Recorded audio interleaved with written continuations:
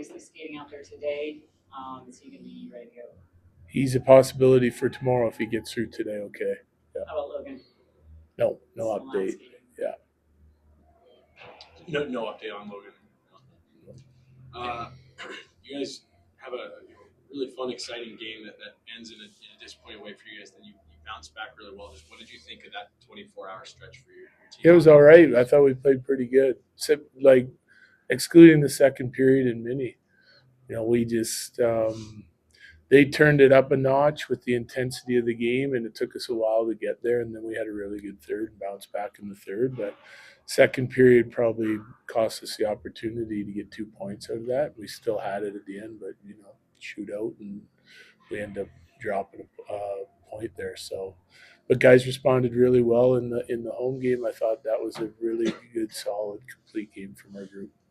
Past years, when Val's been out, like everyone knows the record, but haven't seemed to matter this much this year. Like, what is the difference, I guess, this year as opposed to previous? Depth, healthy around them. Like I think we like the lines that we have and the depth that we have.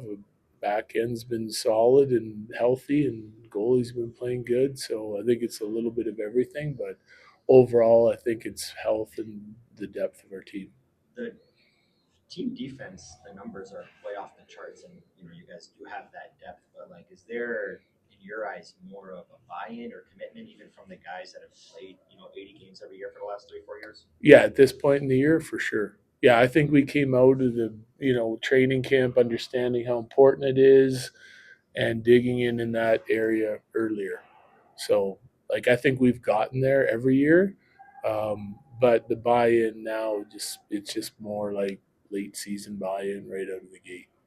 The shots on goal per game around the league is it like the third or fourth lowest of all time, and it was down pretty low last year too. It's been a little bit of a trend the last couple of years. Just if what do you see whenever you're watching other teams? Because it doesn't seem like it affects your teams, but like just what. Well, whenever you watch other teams play each other. It's the commitment to play the right way early, same as what we're doing.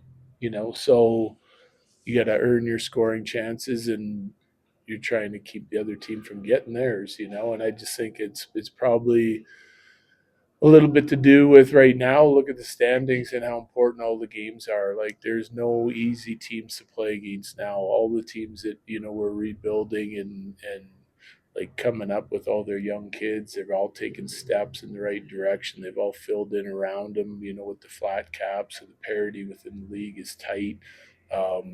So games are important. Every game's important, which just kind of drives the buy-in and the commitment from all teams to defend the right way.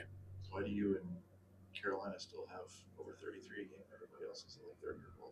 Carolina, that's a lot their style. They're going to throw it there and put it there. It's a top team in the league, so they're like when you're a really good team, teams are checking you hard. You still have to find ways to create your scoring chances and your shots, and it's a little bit of the mentality and a little bit of style of play, and they've always been up there, and we're trying to be really consistent with our attack and getting our D involved. And I think as the season's gone on, we're getting to where we like it. And we tend to talk about the rhythm of our offense a lot. Part of it is shooting the puck and checking it back or retrieving it. So it's mentality, I think, for our team.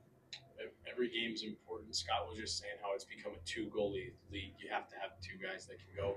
Is that a change that you've seen since maybe not necessarily your time in the NHL, but just as you've been coaching, that you need to have 2 guys that you can go to every night?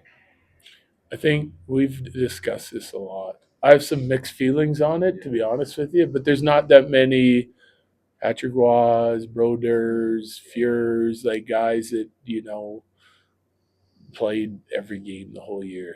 Back then I think there was a larger separation with starter and backup for good reason. Some of the greats played during that time.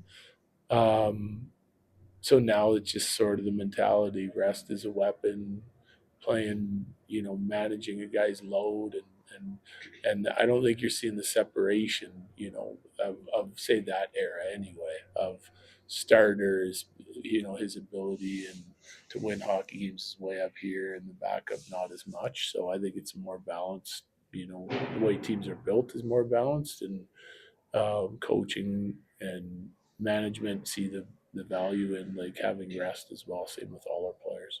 I know you touched upon Devon Toews having, you mentioned that he's had kind of a quiet start.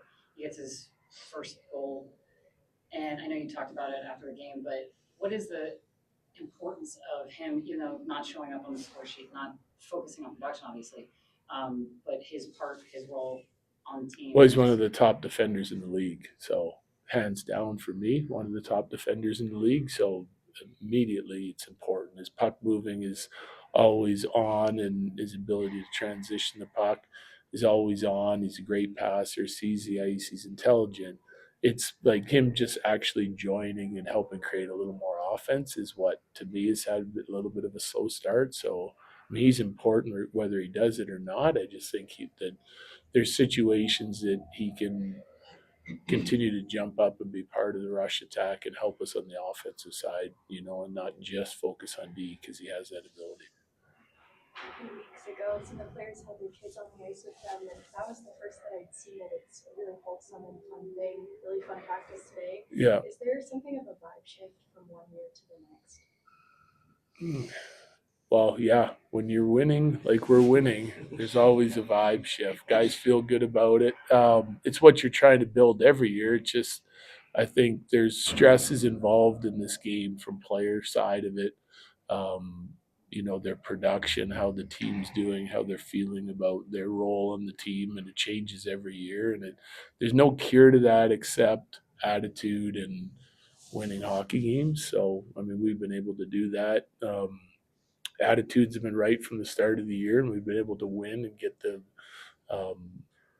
like when that's happening, then guys will continue to feel good about it. And you're going to go through some ebbs and flows through the season, but we've been able to stay on a pretty even keel. And it's always nice to have the kids around and families around, and guys like bringing them to the rink and when the time is right. And I don't see any problem with it. Last one's good. G has been back for a while now. You got a longer sample size here. How do you think he's kind of? He's coming. Yeah, he's coming. A little bit of a slow start. I think it's to be expected. Like you miss all the training camp, you come back, play a couple games, and you're out again for 5 more weeks. So I think you get into that. It's no different than Val when he came back. Blackwood, you got to get reps. You got to get in the game. You got to feel the intensity. But I feel like last game might have been his best game back, and the one before that was better than the few before that one. So I think he's trending in the right direction. Just curious, you guys practiced the shootout today. That was the first time we kind of seen you do that. Was that just?